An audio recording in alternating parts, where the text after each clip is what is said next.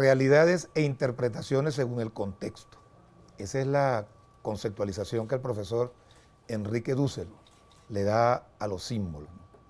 Y hoy quise compartir con ustedes este librito hermoso, primera edición del año 80, año 71, 1971, de ese gran filósofo venezolano, marxista, estudioso del marxismo, Ludovico Silva, en torno al enorme impacto que para ese entonces, año 71, ya venía Ángel Lozano de trabajar con Víctor Saume en el show de Saume, con Renio Tolina, con todo eso, esas figuras de la televisión, que era el instrumento mediático por excelencia para llevar adelante los procesos de ideologización y de aculturación de los pueblos.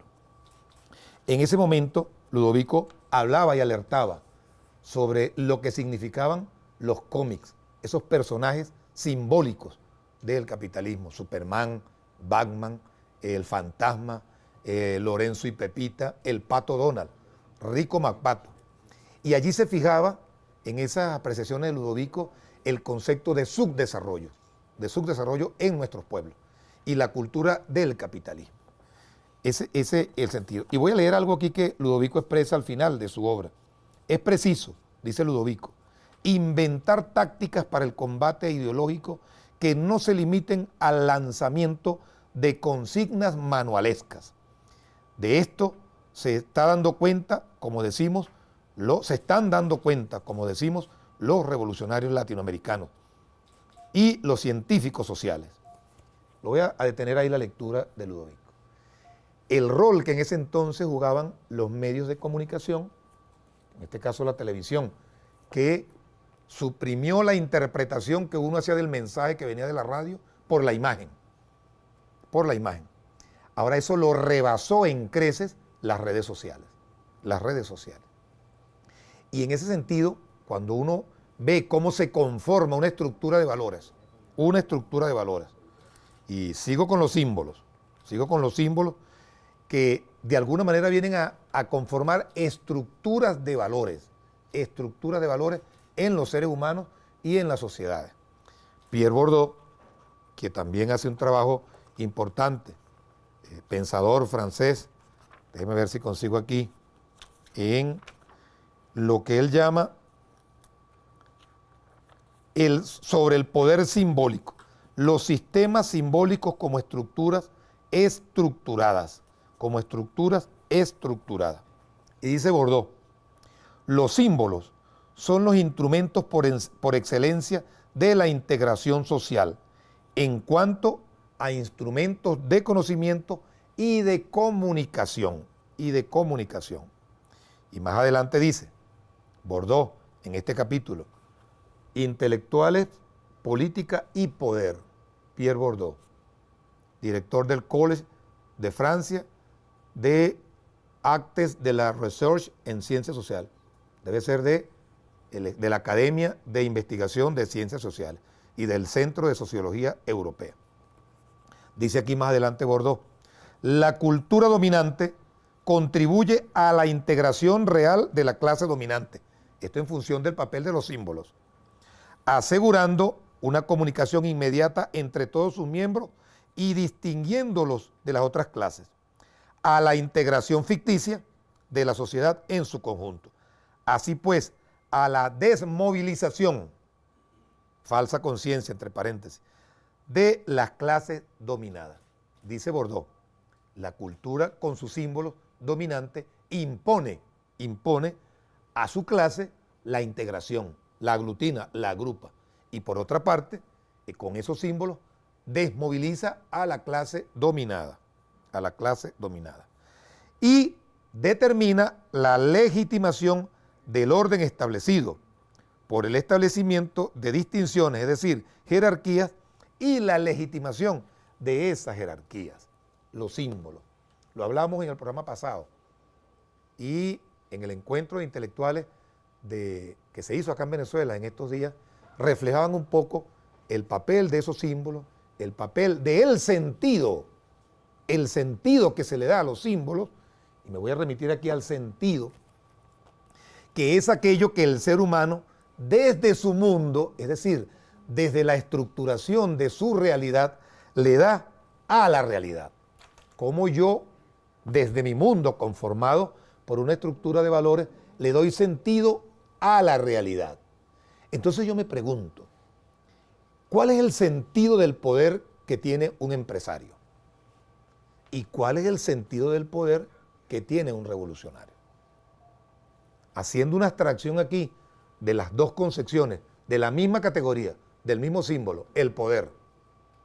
Desde la óptica de un empresario, pudiéramos decir que su naturaleza está vinculada a la acumulación de capital, a la acumulación de bienes de capital, de riqueza material.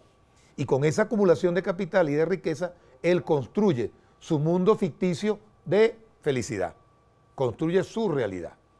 Y empieza entonces a consumir, a devorar, sin importar lo que tenga que devorarse, sin importar lo que tenga que consumirse, en la procura de su felicidad. Y por eso uno ve cómo el entonces presidente de Chile, quien venía de ser presidente de la aerolínea más grande que tiene el continente suramericano, como lo es la en Chile, ejerció la presidencia allá en ese país, bajo una visión de negocios, bajo una visión de procura de mayor riqueza. Y por eso sus medidas fueron signadas sobre la base de esa naturaleza. ¿Cuál es el sentido del poder para un revolucionario, para un luchador social, cuya racionalidad no está centrada en la acumulación de capital, cuya racionalidad quizá está conformada por la acumulación en su vida de luchas permanentes contra la injusticia, contra la escasez, contra la desigualdad, contra las carencias, porque por lo general los luchadores revolucionarios vienen de esos espacios humildes del mundo, en donde, bueno, hay miles de carencias, hay miles de injusticias, y allí conforma su racionalidad, en procura del bienestar de los demás, con una cultura de la solidaridad, con una cultura de la cooperación. Ya lo señalaba Ángel hace rato. ¿Cómo tiene que sortear carencias con otras cualidades? Ejemplo de María, cómo sin saber leer y escribir desarrolló una sabiduría en el arte de la cocina. Alcanzó el punto exacto con su experiencia, ensayo y error en la sazón de la comida. Para poner ese ejemplo bien casero, hermano Ángel, si me lo permite. ¿Ve? Entonces, un revolucionario que viene con una racionalidad distinta sobre la base de la procura del bienestar de los demás, su sentido del poder tiene una visión completamente diferente a quienes vienen de esos espacios empresariales. Por eso sus visiones, sus políticas, sus criterios van asignadas siempre a la procura de esa felicidad, en principio espiritual, de elevación de la conciencia, de procura de herramientas para el desvalido, para el más vulnerable, para que vaya levantándose a lo largo de su vida y vaya construyendo su propia realidad, su propio mundo. Y sobre la base de ese trabajo, construyendo solidaridad, construyendo relaciones sociales de producción, de bienestar, de complementación, asumiendo las contradicciones que la misma vida le presenta para no caer en las tentaciones, dijera el rezo, dijera el credo, y de esa manera entonces poder desarrollar una vida feliz, una vida hermosa. Y por eso, en este momento que vive la humanidad, en donde pudiéramos estar al frente de dos visiones distintas del poder, o de dos sentidos distintos del poder, que es una realidad, ¿verdad? Yo me atreví a traerme este librito que conseguí por allá, también de un norteamericano, nacido allá a las orillas del Mississippi, allá en el estado de Missouri, Samuel Langdon Clemens. Samuel Langdon Clemens, mejor conocido por todos como Mark Twain. Mark Twain, o Samuel Clemens, nació por allá por el año de 1835 y murió en 1910. Se inició como tipógrafo, pero luego fue un extraordinario periodista y un extraordinario luchador social también.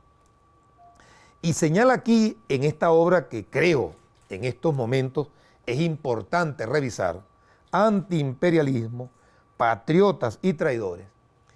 En esa capacidad satírica que desarrolló Twain, bueno, con libros que muchos de nosotros de niños quizás vimos y leímos y compartimos, como la vida de Samuel, de Tom Sawyer,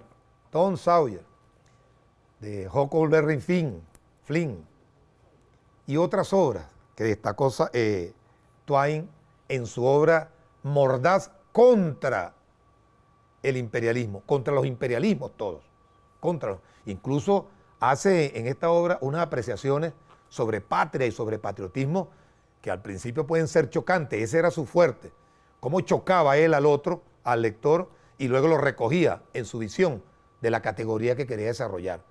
¿Cuál era la visión de patria que tenía Twain y cuál es la visión de patriotismo que tenía Twain? Me voy a atrever a leer una obra que escribió y que se publicó después de su muerte, Oración de Guerra, 1923 fue escrita, para que tengamos una idea, un poco recogiendo eso que viene en los genes, a veces de los seres humanos, en la construcción de su vida futura. Y él hace una crítica muy severa aquí a lo que fue la experiencia de la guerra de Estados Unidos contra España, y narra las dos experiencias que se dieron en esas guerras. La experiencia con Cuba, cómo enfrentó la guerra contra España y Estados Unidos y qué hizo con Cuba, y luego cómo enfrentó la guerra de Estados Unidos contra España en Filipinas y qué hizo luego en Filipinas. Y se atrevió allí a desarrollar toda una crítica bien dura contra las actitudes imperiales. Y por acá, que voy a recoger lo que está aquí en la contratapa de esta obra de Twain, una reflexión que él hace sobre la bandera de Estados Unidos.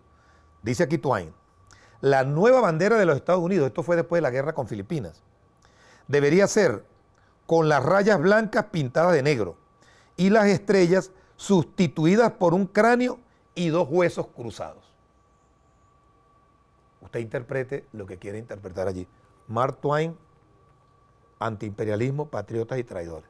Y luego aquí, refiriéndose a la oración de guerra en torno a la libertad, y él habla aquí de la libertad de expresión, dice, después del conflicto filipino-estadounidense, en marzo de 1905, en una entrevista que le hacen en una revista, y le preguntan allí, una revista feminista era, una revista femenina, le preguntan allí sobre la libertad de expresión. ¿Opina usted de la libertad de expresión? Y él dice acá, en Estados Unidos dice, nadie salvo los muertos tiene libertad de expresión. Nadie sino los muertos puede decir la verdad. En Estados Unidos, como en cualquier otra parte, la libertad de expresión está restringida a los muertos. A los muertos. Fin de las citas. Es importante en estos tiempos que vive nuestra patria, que vive nuestro país, que vive la humanidad, el rescate de esos símbolos hermosos que algunos soñadores, soñadoras, nos hemos creado sobre la vida, pues, sobre la felicidad, esa felicidad suprema que Bolívar recogía en su carta, en su discurso de Angostura. Y hoy, en medio de las contradicciones y en medio de la dialéctica que pudiera plantear el momento político, traemos un símbolo nuestro, la gastronomía, la comida casera de manos de un chef de reconocida trayectoria nacional e internacional. Cuestión contradictoria. Y hay muchas experiencias sobre la gastronomía venezolana, sobre todo la gastronomía mantuana. Y que de alguna manera hoy quisimos ilustrar para un poco en el fortalecimiento de esos elementos culturales tan propios nuestros como esos que vimos allá en Barinas, como esos que vimos allá en Apure, como esos que vimos allá en Amazonas, allá en la comunidad, ¿cómo era que se llama? No, Betania de Topocho. Mírense ustedes ese nombre, Betania de Topocho. ¿Qué dialéctica hay allí? La Virgen de Betania de allá de Europa y el topocho, que bueno, es quizá la musácea más típica de Venezuela, más que el cambur, pues, el topocho.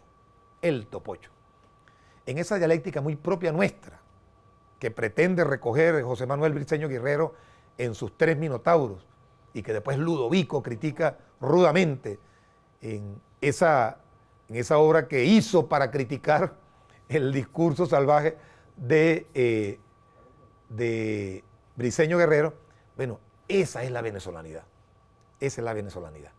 Y por eso quisimos mostrar en nuestro programa de hoy parte de esos símbolos. Y ahora más tarde, en el próximo segmento, bueno, yo creo que Ángel Lozano va a recoger allí esas contradicciones hermosas nuestras, sabrosas, en la gastronomía, en la crónica, en la música. Porque además Ángel es extraordinario cantante, cantor. Yo no sé si barítono o tenor.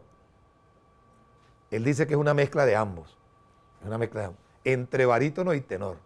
Así que, bueno, los invito pues para que disfrutemos del próximo segmento, que es el que más le agrada a todos. Ahora con un ángel en nuestro programa. Cultivando Ángel, pues.